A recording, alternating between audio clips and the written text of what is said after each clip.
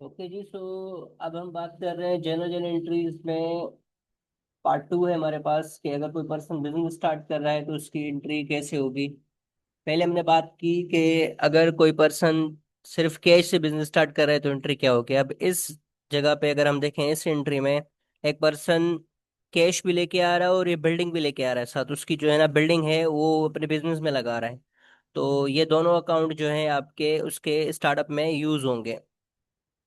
सो उसके बाद उन्होंने एक बैंक अकाउंट ओपन किया है।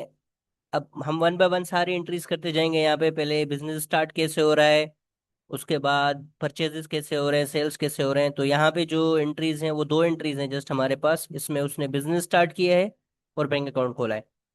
तो फर्स्ट एंट्री में उसके पास तीन अकाउंट है। एक तो कैश, दूसरा बिल्डिंग और तीसरा क्योंकि उसने बिजनेस स्टार्ट किया है तो ये उसका इनिशियली कैपिटल होगा। अब इसकी एंट्री देखें तो क्या होगी। Serial number, date, cash account debit, building account debit, और इन दोनों को प्लस करेंगे तो अमाउंट आएगा 800,000।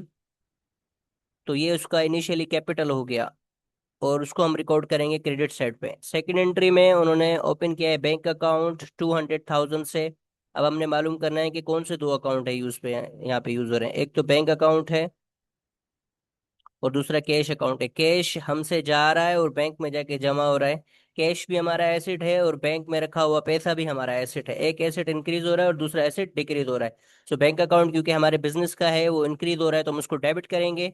और कैश जो हमारे बिजनेस से जाके बैंक में जमा हो रहा है वो क्रेडिट होगा। सो हमने लिखा है यहाँ पे ऑन डेट ऑफ 2 जनवरी, दैट इज थर्ड एंट्री। जैसे हमने स्टार्ट किया था शुरू से हमने यहाँ पे एंट्री लिखी हुई है 1 2 3 करके।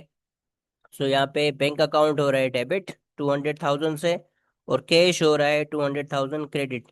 अब वहाँ पे जस्ट फर्स्ट एक ही एंट्री थी तो वहाँ पे टोटल नहीं किया था। जैसे कि हमने पहले भी डिस्कस किया था हमारे लेक्चर्स में कि जब हम जनरल एंट्रीज करते हैं तो एट द एंड हम उसकी पेंसिल फुटिंग करते हैं।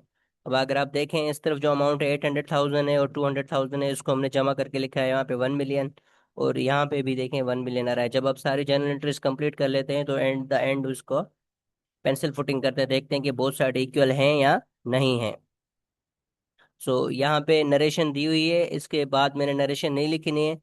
नहीं लिखी है आपने। हर जो है क्वेश्चन में जब भी आप कोई ट्रांजेक्शन पास करेंगे तो उसकी नरेशन लाजमी लिखेंगे।